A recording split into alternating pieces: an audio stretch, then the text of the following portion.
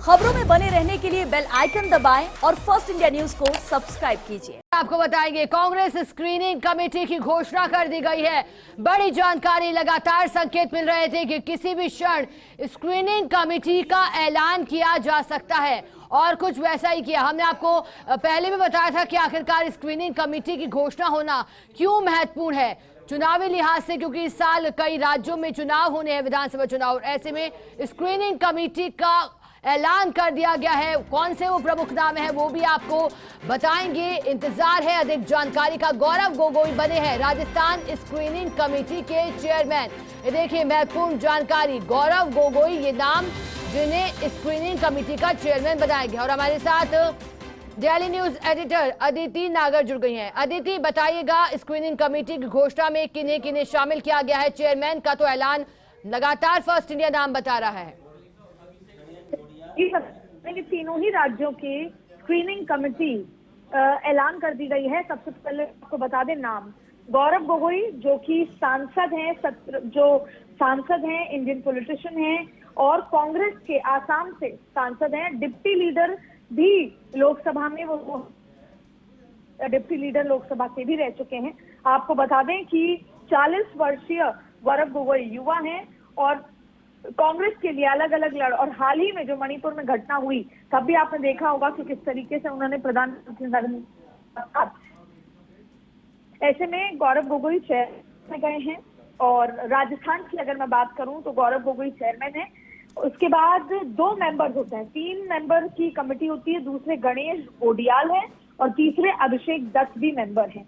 और बात करें तो जितेंद्र सिंह चेयरमैन है और अजय कुमार लल्लू मेंबर हैं। इसके अलावा सप्तगिरी उल्का भी यहाँ पर मेंबर बनाए गए हैं। छत्तीसगढ़ के भी, तेलंगाना, दोनों राज्यों के। और अजय माकन सब जानते हैं राजस्थान में यहाँ के प्रभारी रह चुके हैं, उनको अब छत्तीसगढ़ का चेयरमैन बनाया गया है।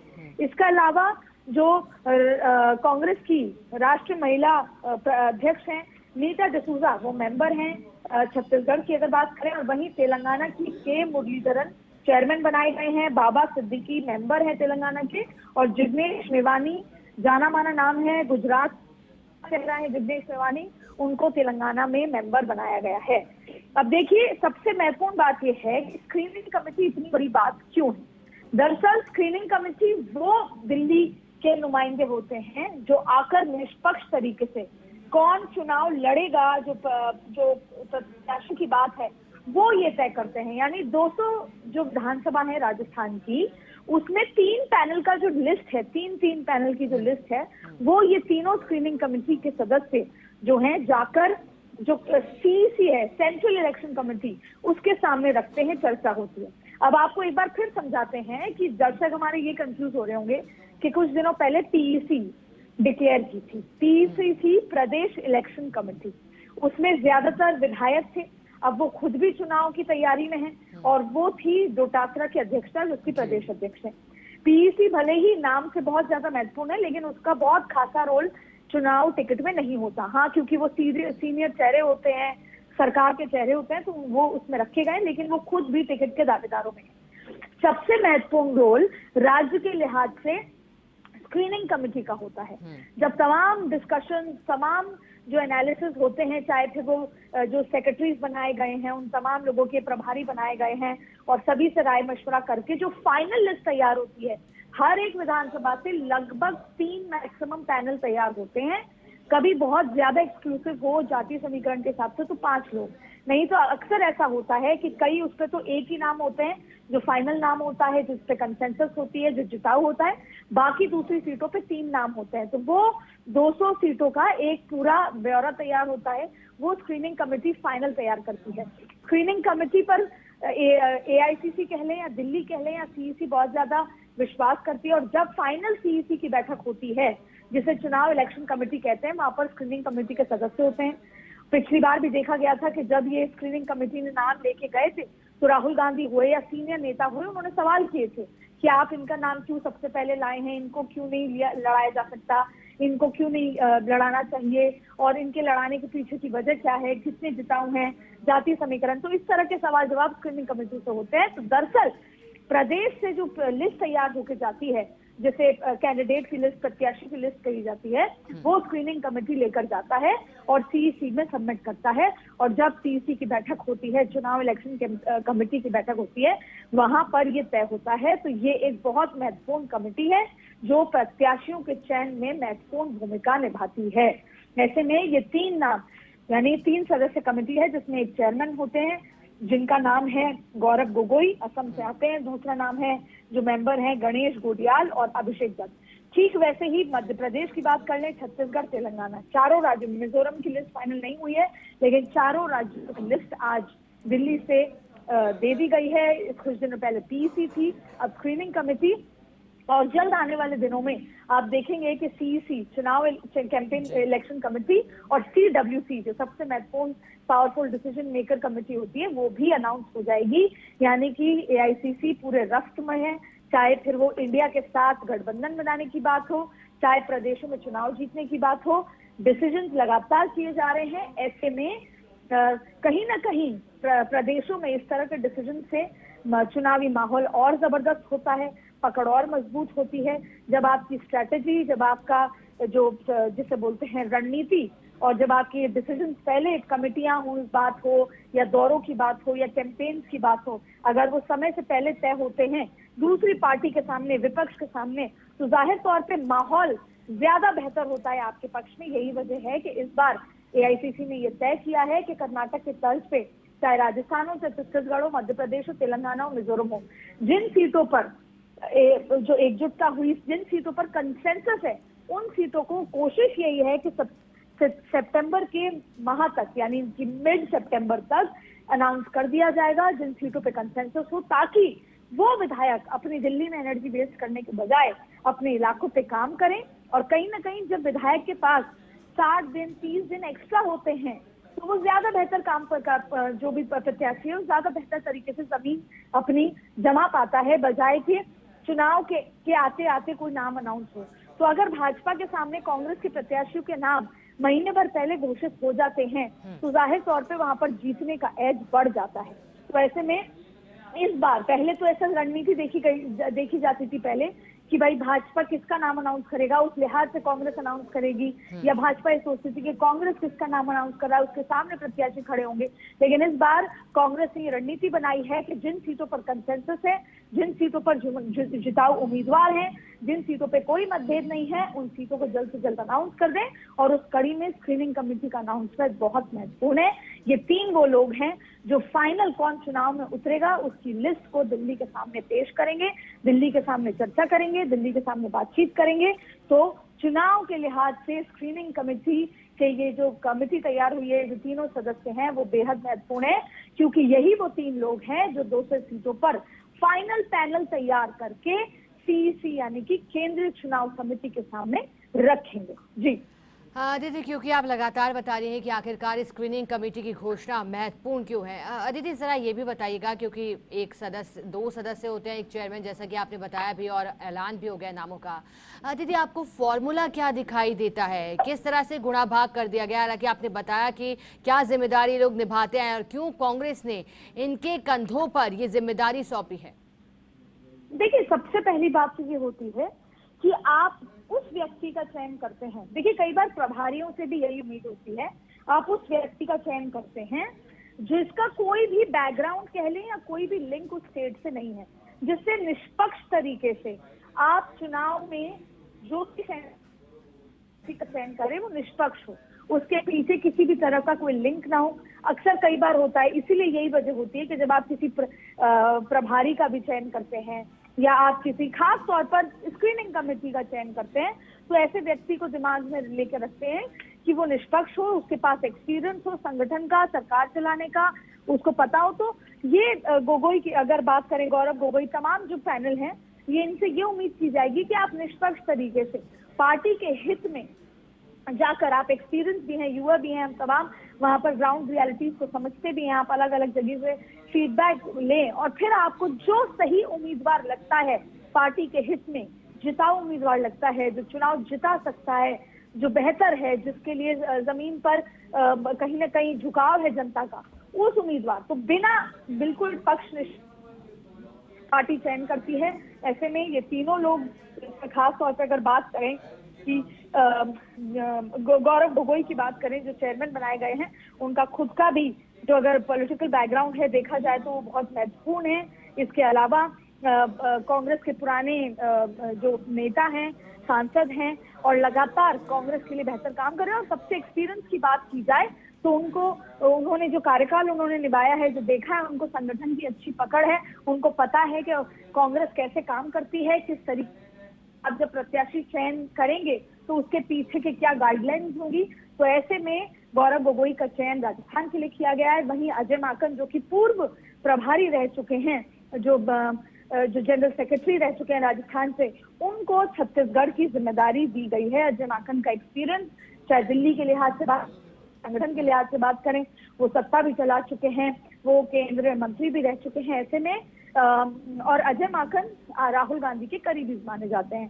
तो ऐसे में अजय माकन का भी एक्सपीरियंस बहुत ज्यादा है और उनको पता है कि कितने निष्पक्ष तरीके से चयन हो, जिससे कि केवल जुटाऊ उम्मीदवार ही स्क्रीनिंग कमेटी की उस लिस्ट में शामिल हो।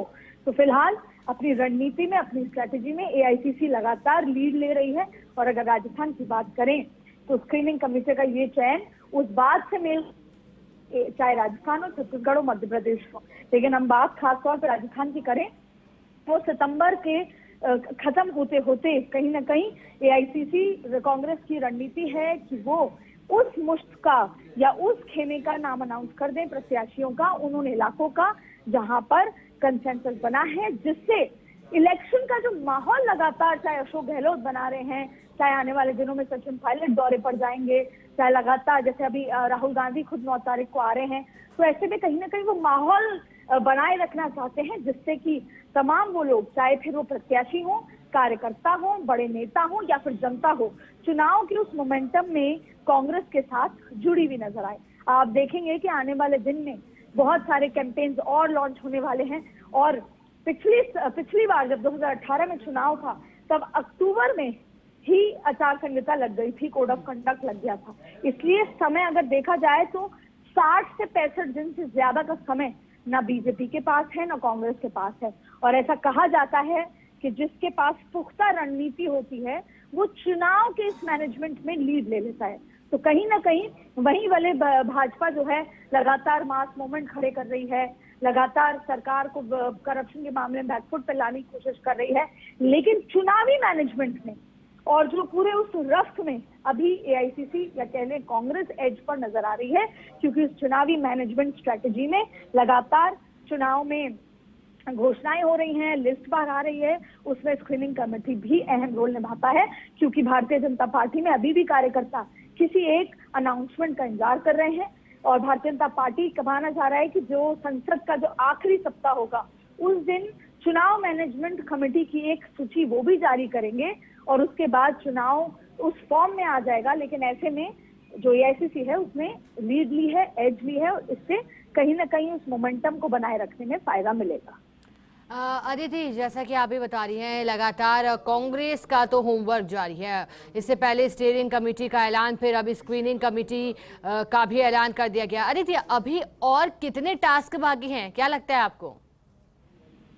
देखिए, अब जहां तक ये नजर आ रहा है, अब क्योंकि ये तय हो चुका है कि कलेक्टिव लीडरशिप से ही चुनाव लड़ा जाएगा, तो अब सिर्फ अगर कांग्रेस के लिहाज से देखा जाए तो जो टास्क मेजर बाकी है वो ये है कि लगातार दिल्ली के नेताओं का, जैसे मल्लिकार्जुन खड़गे और राहुल गांधी, प्रियंका गांधी के लगातार दौरे होंगे। और क्योंकि अशोक गहलोत की तबीयत लंबे समय से नासाज है, उनके पैर में फ्रैक्चर है, तो जैसे उनका पैर का फ्रैक्चर ठीक होगा उनके भी धुआंधार दौरे होंगे। वहीं सचिन पायलट भी अभी 7 अगस्त को पहले उनका एक दौरा था जो माना जा रहा है कि रद्द है, तो आने वाले दिनों में सचिन पायलट भी धुआंधार दौरे करेंगे।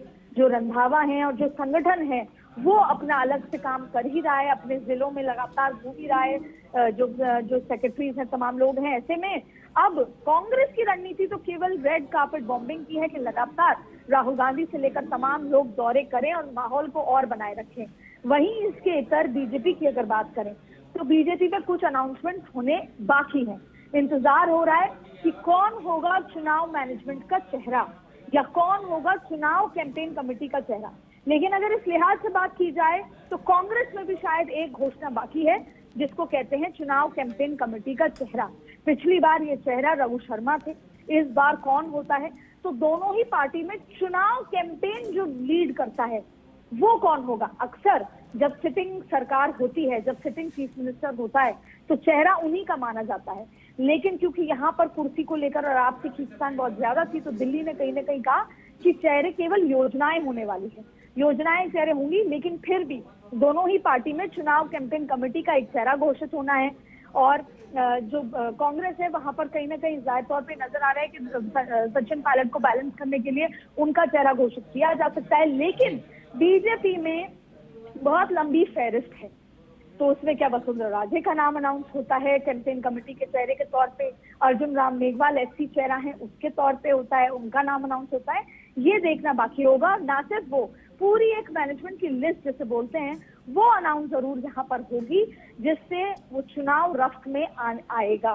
तो फिलहाल दोनों ही पार्टियों में कुछ अनाउंसमेंट बाकी है, लेकिन अगर स्ट्रेटेजी की बात करें तो एआईसीसी या कांग्रेस लगातार लीड लेते हुए नजर आ रही है। चलिए अदिति, शुक्रिया आपका हमारे साथ जुड़ने के लिए और जानकारी देने के लिए। हमारे साथ पॉलिटिकल एडिटर योगेश शर्मा जुड़ गए हैं। योगेश जी, स्क्रीनिंग कमेटी का ऐलान किया गया है, चाहेंगे कि आप विश्लेषण करें किस तरह से फॉर्मूला रहा, किस तरह से जोड़ बाकी या फिर गुणा भाग किया गया इस लिस्ट में?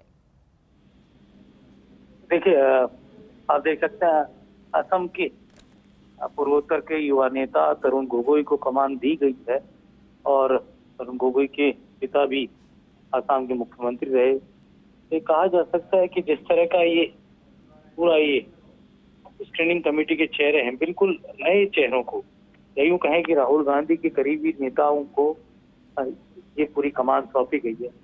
अब राजस्थान में स्क्रीनिंग कमेटी के जो भी कहा जा सकता है मेंबर्स हैं, उनका आगमन भी होगा और इसके साथ ही बहुत ही मेजर रोल स्क्रीनिंग कमेटी तय करती है। स्क्रीनिंग कमेटी के समक्ष तमाम वो नाम आते हैं जो कहा जा सकता है कि भावी उम्मीदवार होंगे। हर कॉन्स्टिट्यूंसी से 2 या 3 नाम स्क्रीनिंग कमेटी के सामने आएंगे और जो दावेदार हैं वो भी स्क्रीनिंग कमेटी के सदस्य उसके साथ मिलते हैं। और जो आप देखिए कि जो साथ में स्क्रीनिंग कमेटी के साथ जो राजस्थान के नेताओं को जोड़ा गया है, उसमें मुख्यमंत्री तो गहलोत है ही, साथ ही डोटासरा है, जोशी जो विधानसभा के अध्यक्ष हैं, अब मुझे लगता है उनको राजस्थान की चुनावी मुख्य धारा में लाया जा रहा है, क्योंकि विधानसभा का मोटे तौर पर अब जो पूरा कार्यकाल राजस्थान की विधानसभा का हो चुका है और अब सीपी जोशी अपनी पुरानी चुनावी यात्रा शुरू करेंगे। सचिन पायलट को जोड़ा गया है जो असम कांग्रेस के बड़े नेता है। गोविंद डोटासरा प्रदेश कांग्रेस अध्यक्ष के नाते यहाँ उनकी मौजूदगी है, तो कहा जा सकता है। और आप तमाम सूची देखें तो अजय माकन की भी चुनावी मुख्य धारा में वापसी हुई है, कांग्रेस की मुख्य धारा में वापसी हुई है। जब से वो राजस्थान की कांग्रेस कमेटी के प्रभारी पद से हटे थे, उसके बाद से अजय माकन भी मुख्य धारा से बाहर से ही कहा जा सकता था और संगठन के अंदर रहकर लो प्रोफाइल रहकर वो काम देख रहे थे और अब फिर से उन्हें बड़ी महती जिम्मेदारी दी गई है। तो कहा जा सकता है कि स्क्रीनिंग कमेटी का राजस्थान की कांग्रेस को इंतजार था। तरुण गोगोई जो युवा लीडरशिप है और कहा जा सकता है कि कांग्रेस के अंदर जो 50% टिकट युवा चेहरों को देने की बात है, जो उदयपुर मेमोरेंडम था उसके अनुसार 50% टिकट युवा चेहरों को दी जाएंगे। तो ऐसे में अब तरुण गोगोई की मुख्य भूमिका होगी, क्योंकि वो युवा थिंक टैंक के तौर पर जाने भी जाते हैं और गांधी परिवार और राहुल गांधी के, प्रियंका गांधी के नजदीक भी माने जाते हैं। तो ऐसे में अब तरुण गोगोई का रोल बहुत ही अहम होगा। आमतौर पर ये देखा जाता है कि स्क्रीनिंग कमेटी एक बड़े व्यक्तित्व या बड़े सियासी चेहरे के तौर पर या वरिष्ठ नेता को चेयरमैन की जिम्मेदारी दी जाती, लेकिन यहाँ पर युवा नेता पर भरोसा जताया गया। तो कहा जा सकता है कि राजस्थान की कांग्रेस के अंदर मुझे ये लगता है कि आने वाले समय में जो टिकट वितरण होगा वो एक अलग और अनूठे ढंग से होता हुआ नजर आएगा। और यहाँ जरूरी यही रहेगा कि मुख्यमंत्री अशोक गहलोत, गोविंद डोटासरा और सचिन पायलट तीनों के बीच में एक बैलेंस बनाकर टिकट वितरण के फॉर्मूले को अंजाम तक पहुंचाया जाए और जिताऊ चेहरे, विनेबिलिटी जिनकी होगी उन्हीं नेताओं को टिकट दिए जाए। अब क्या फॉर्मूला स्क्रीनिंग कमेटी तय करती है, क्योंकि तमाम जो राज्य है वहाँ पर फॉर्मूला एक ही रहने वाला है। क्या लगातार 2 बार चुनाव हारे चेहरों को टिकट दिए जाएंगे? पिछली बार जिनकी जमानत जब्त हो चुकी थी, क्या उन चेहरों को टिकट मिलेंगे? क्या उन्हें भी टिकट दिए जाएंगे जो उम्र में 75 की आयु या 70 की आयु क्रॉस कर चुके हैं? क्या उन्हें, उन चेहरों को भी टिकट दिए जाएंगे? जो कहा जा सकता है कि पिछले चुनाव में तीसरे नंबर पर रहे थे और वो मुकाबले से बाहर हो गए थे, लेकिन उनकी जमानत जरूर बची थी। तो ऐसे में पूरा जातीय क्षेत्रीय गणित को साधना होगा और राजस्थान में ये गणित बहुत ही महत्वपूर्ण रहता है कि आप जातीय और क्षेत्रीय गणित के आधार पर किस तरह से टिकट देते हैं। और यहाँ ये जो फॉर्मूला होगा उस फॉर्मूले में कांग्रेस के जो सर्वे हैं, ताजा सर्वे जिनके आधार पर अलग अलग विधानसभा क्षेत्रों में जो सर्वे कराए गए हैं, क्या उन सर्वे को पैमाना माना जाएगा? क्या बड़े नेताओं के टिकट काटे जाएंगे? टिकट काटे जाएंगे तो किस अनुपात में उन चेहरों के टिकट कटेंगे और किस अनुपात में नए चेहरों को टिकट दिए जाएंगे?